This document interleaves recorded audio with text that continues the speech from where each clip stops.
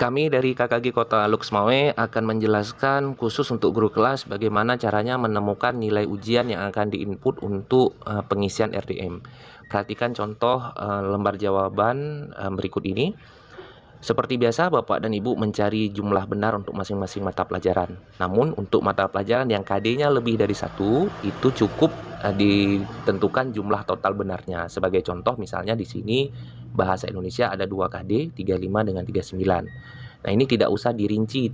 Misalkan KD 35 dari nomor 8 sampai dengan nomor 11 itu tidak usah. Kecuali bagi yang masih menggunakan rapor proper. Bagi yang menggunakan RDM itu tidak penting. Dalam RDM itu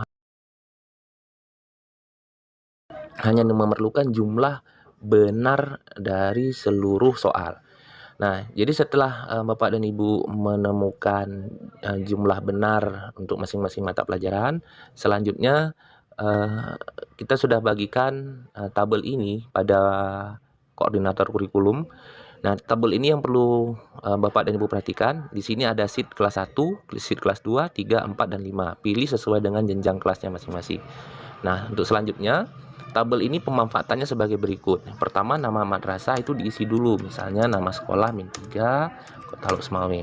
Nah, kemudian nama siswa di sini itu di-copy saja dari proper, ya, di-copy dari proper, dipastekan.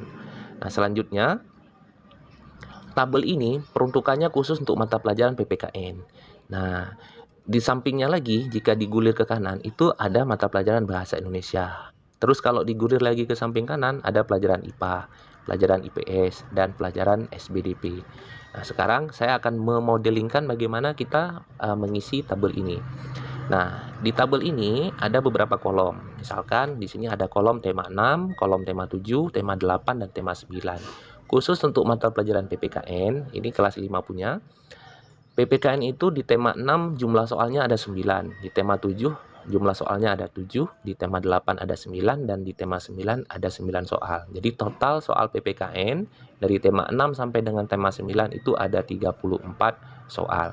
Nah, selanjutnya bagaimana caranya kita mengisi tabel ini? Jadi caranya berdasarkan lembar jawaban yang telah kita analisis, berapa benar untuk masing-masing mata pelajaran, kita inputkan kemari. Misalkan untuk tema 6, 9 soal, seorang anak misalnya Alfasya benarnya 8. Jadi inputkan 8. Nah, begitu seterusnya sampai kelar. Nah, untuk pelajaran PPKN nanti inputnya di samping. Nah, maaf, untuk pelajaran Bahasa Indonesia maksudnya itu inputnya di sini. Nah, nanti kalau pelajaran yang lainnya lagi, misalkan pelajaran IPA, inputkan jumlah benarnya ya di samping ini. Baik, ini baru satu tema 6. Untuk tema 7 ya seperti ini juga. Jadi untuk tema 7 nanti setelah dianalisis lembar jawaban, inputkan. Nah, setelah selesai sampai semua tema diinput, nanti di samping atau di ujung kolom itu akan terlihat ada nilai yang diisi untuk RDM. Ini yang saya blok dengan warna kuning. Nah, nilai inilah yang kita copy, kita pastekan ke template RDM. Ya.